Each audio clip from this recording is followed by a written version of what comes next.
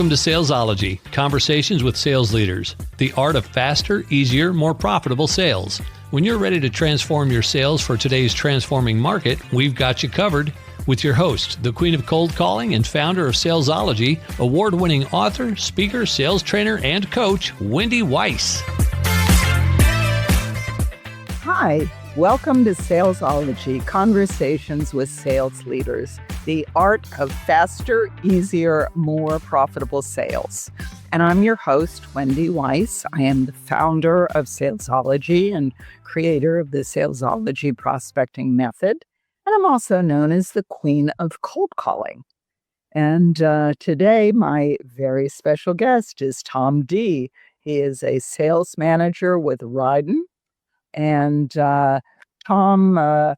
Tom has been in sales management for 8 years. He is passionate about turning underperforming teams into high-performing, revenue-generating ones.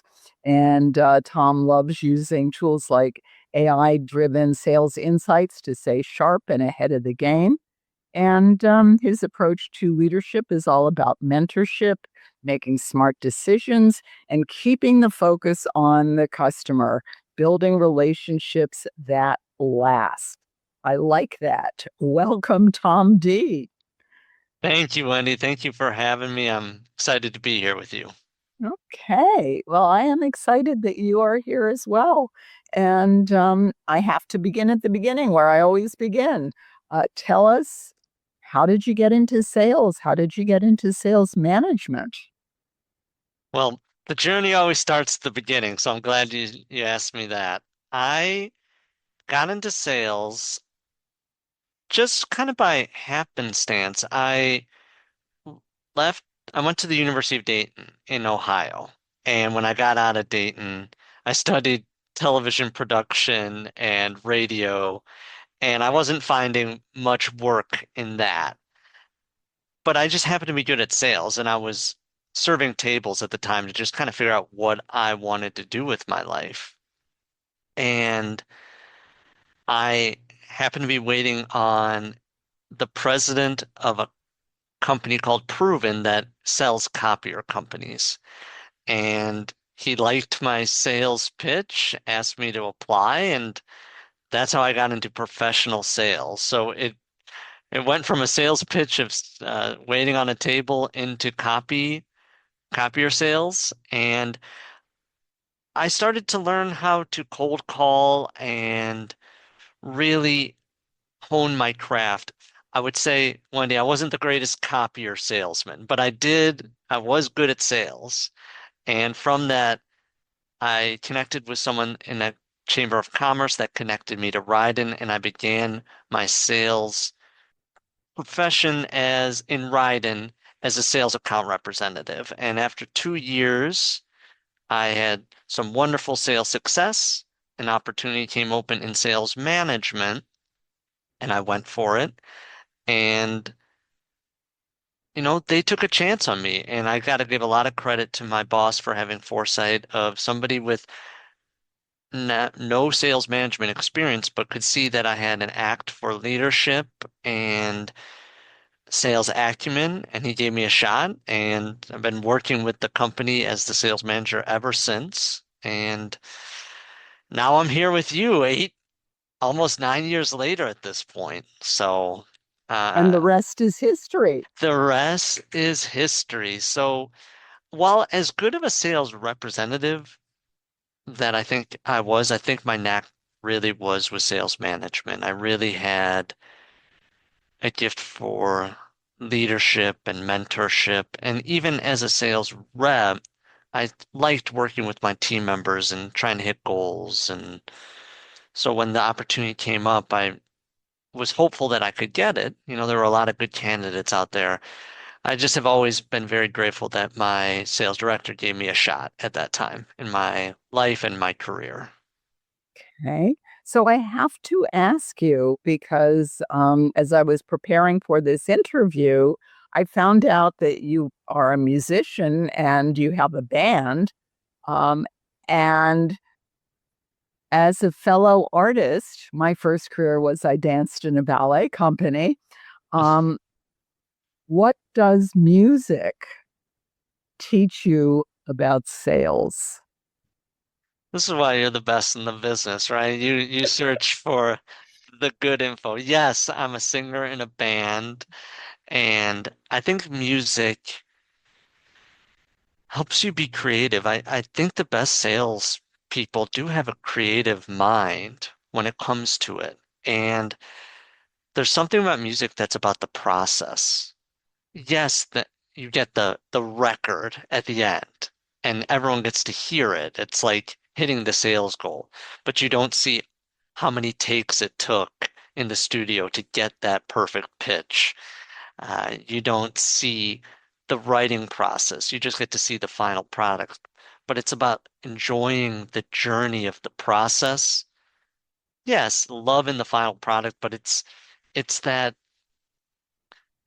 it's not about the destination, it's about the journey. And I think sales is a lot about that too, right? We start the year with a sales goal. And it's like, I know I got to get there. I'm here. How do I get there? And sales management's cool because you get to help them kind of maneuver those waters. You get to be on the journey with them. And sometimes it's rocky and sometimes the waters are smooth. And like a musician, sometimes the lyrics just kind of come out of you. I'm sure with ballet, sometimes the steps were really, they just kind of flowed. But there are other times you probably had to work really hard to get those steps down. And I think you're going to learn a lot about sales through a process like that. Absolutely. I love what you're saying because one of my pet peeves is this notion of the born salesperson that somehow there are just like these people out there. They're just born with it. They know what to do. They know what to say. And I've spent much of my career fighting against that notion because it's just not true. And as you say, uh, selling, prospecting, it's mostly about process. And then that's how you get to the end goal. Absolutely. And that relates to musicians. Now there are singers that are just God-given talents and they have the voice to begin with. I'll say that wasn't me, Wendy. I got some talent, but like I go to voice lessons every week. It's a process to get better. The the issue when I was earlier in my career is I would see great salespeople or great singers like a Whitney Houston, for example, and I thought that they were just good like that. I never realized that, oh, Whitney Houston had voice lessons since she was 5 years old and almost me uh, methodically worked on her craft. And then as I got more in my sales career, it was the same thing. And that's what I love about sales is it isn't magic. My best sales rep just picks up the phone and dials, and she just dials over and over again, and the numbers are there, but she constantly works on her process and does, after so many years of success, she still does the dirty work, the picking up the phone, dialing. And I just love that about sales, that you get out what you put into it. I think that that's an exciting career, I think. And it makes sense, right? Like I put in, I get out, and if I don't, I don't get it back. So I think that something about that appeals to me and my wiring. I completely get it. I'm very much the same way. So I wanted to ask you because one of the questions I asked you in preparation for this interview was about wins that you and your team have had, and you told me that you had a business development team member that you promoted to an account manager because they met their sales goal, and then you had a business development representative that you had hired, and that person was also promoted. So, since we're talking about process, what is your process to make talented salespeople or business development people better? I want the sales representative to be the best version of themselves. I try to coach each individual to their strengths. I don't have one set way of this is what I think the best sales rep should be, and you need to work towards that. So when it comes to business development, it really depends on the individual. And there are foundations of working hard, being detail oriented, being process driven that I think just are the foundation. So I like to teach and reteach the foundation.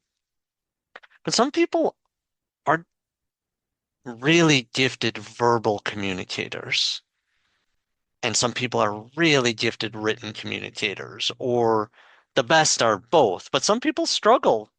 Like one of my best reps is unbelievable on the phone. You, you get her on the phone, she gets you on the phone, she might be leaving with a lead. There are areas though in written that I can help her at, like making sure all the details are right in line and with the best business development reps or sales reps, I think explaining why you're saying what you're saying to them or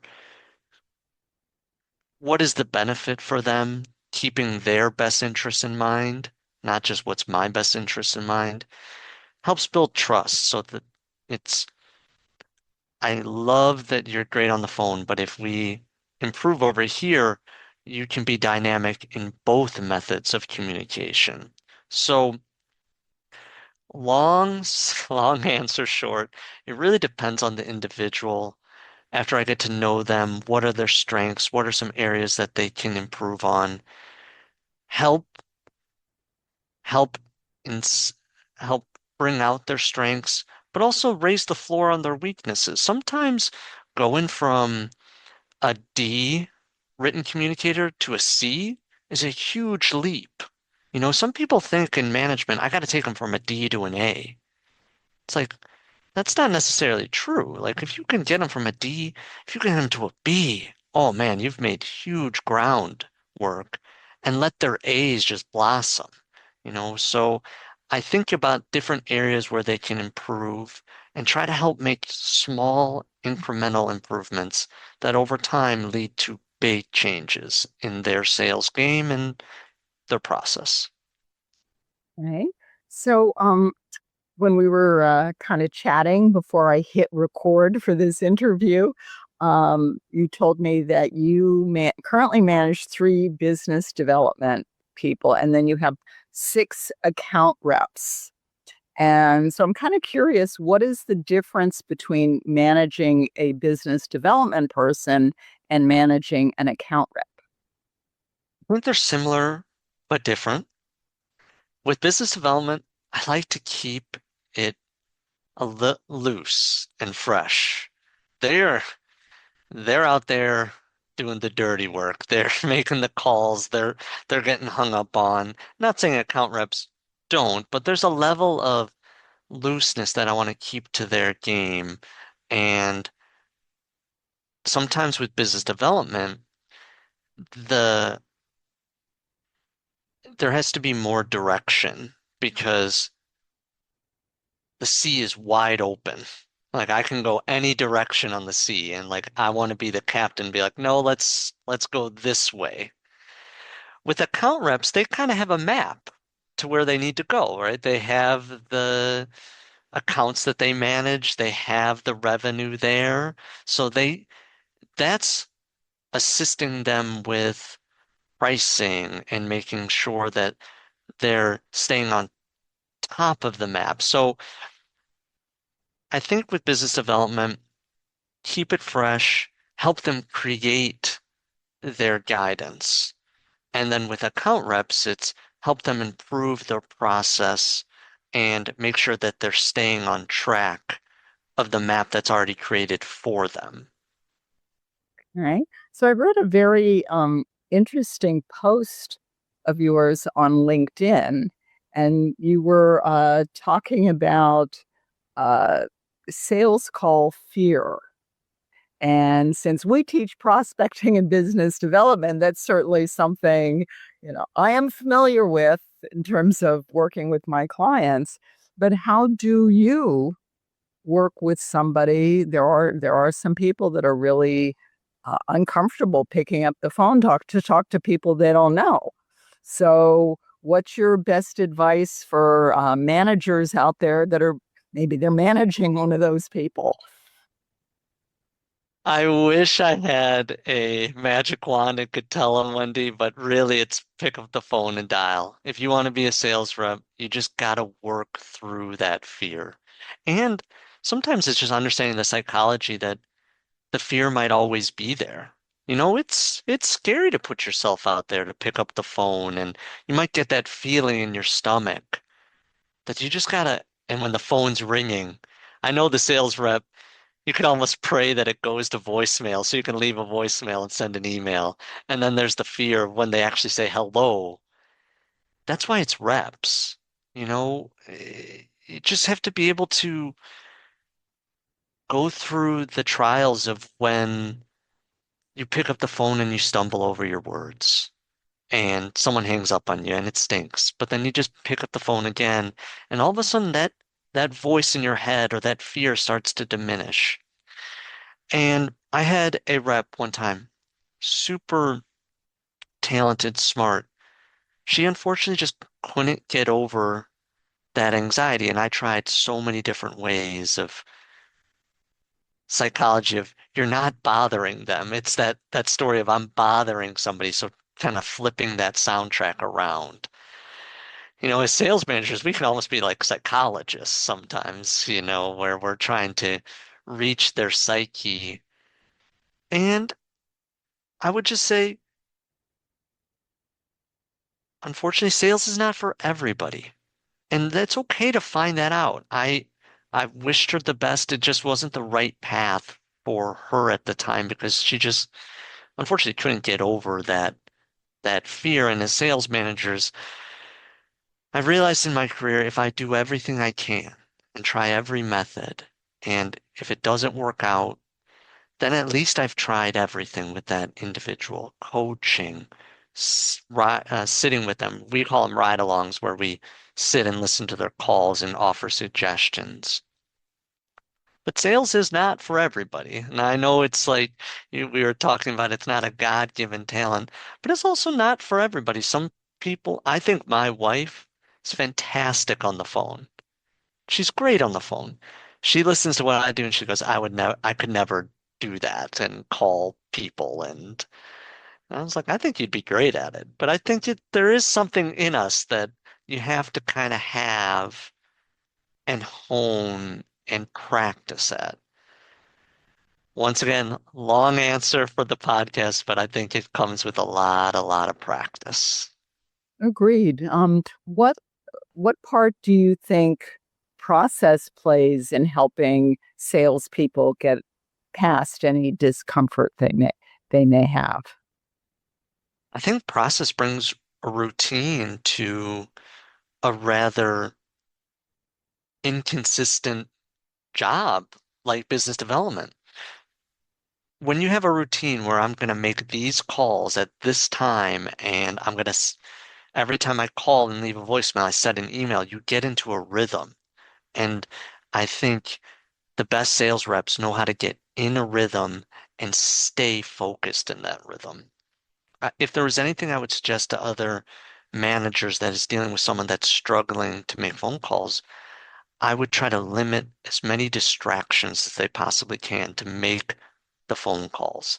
Because it's just like a proven scientific, I don't have all the science behind it, but it takes a while if you get distracted to come back to something that takes a lot of focus from you. So like if I'm making phone calls, I'm not trying to write quotes or do anything in between them. I'm trying to make the phone calls and be focused on that. So with business development reps that are struggling with that, block out time where all we're doing is making calls. You can send your samples later.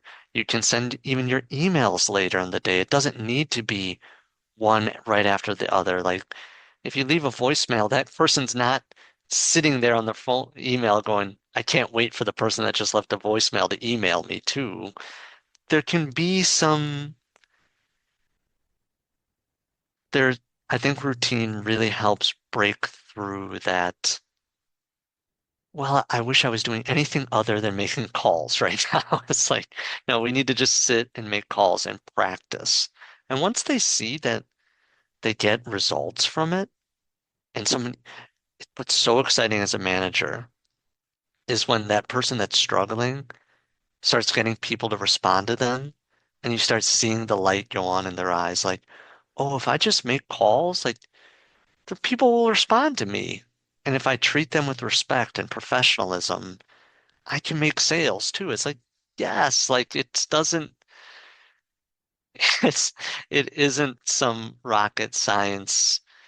I need to pull the sword from the stone type of a business. It's just keep it simple, believe in yourself, and just do the work, and the results will come. I love that. Keep it simple, believe in yourself, do the work, the results will come. I'm going to steal that with your permission. It, it is yours. It's on Salesology now for all of Absolutely, eternity. for all eternity. Yeah. And so I'm curious, in your process with your business development reps, are you giving them scripts to work with? I do. I write out the scripts. I work on that. I think it's really helpful at the beginning, especially when I'm teaching someone. Ryden, for the people out there, is a print company. So we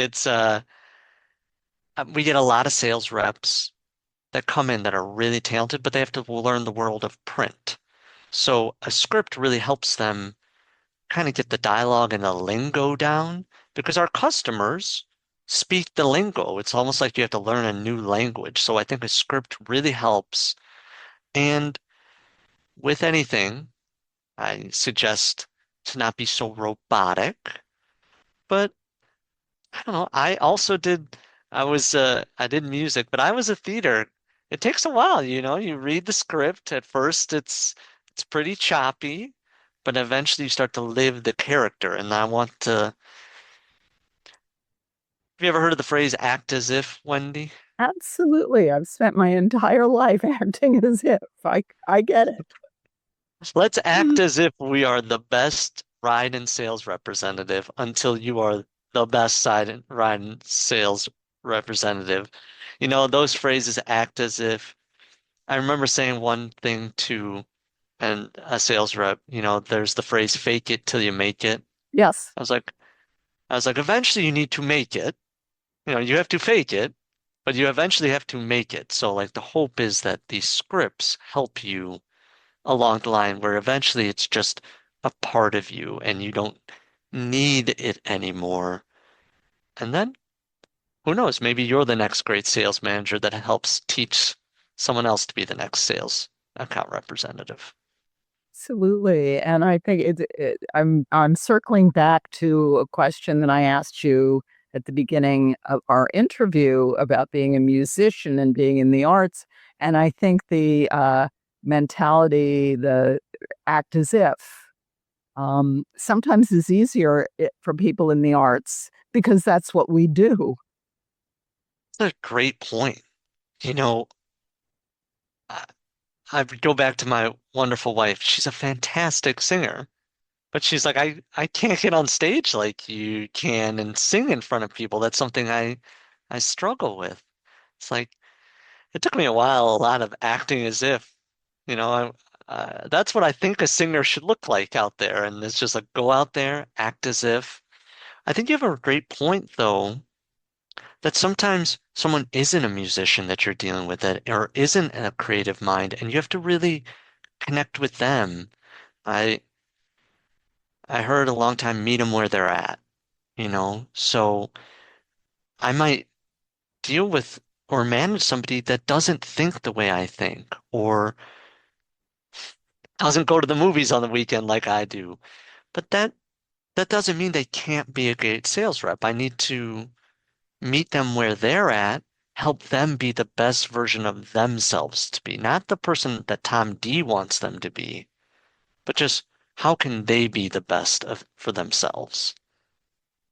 Oh, I'm really enjoying our conversation, Tom, and we put your hand over your heart and promise me that you will come back at some point in the future, and we'll continue talking about managing business development people and also account reps.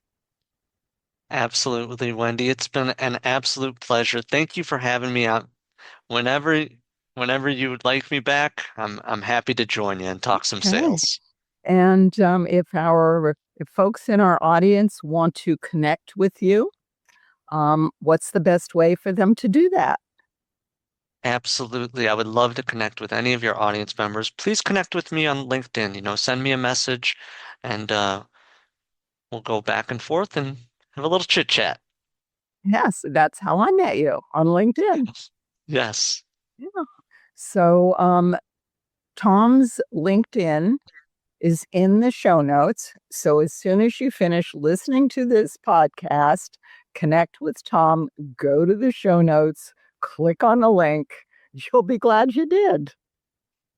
And I want to thank all of our listeners. You've been listening to Salesology Conversations with Sales Leaders with my very special guest, Tom D. He is a sales manager at Ryden. And if you have found value in listening to today's episode, then please think about one sales leader, one business owner, one entrepreneur, sales manager, somebody that you know that you think would also find value in listening to this podcast. And please do share the link with them. And until we meet again, visualize yourself surrounded by cash, really large bills. You've been listening to Salesology, Conversations with Sales Leaders, the art of faster, easier, more profitable sales. Be sure to follow so that you don't miss a single episode. And while you're at it, please leave a rating and review and be sure to share it with your friends. Tune in every week for more exciting insights and wisdom on transforming sales. And until next time, visualize yourself surrounded by cash, very large bills.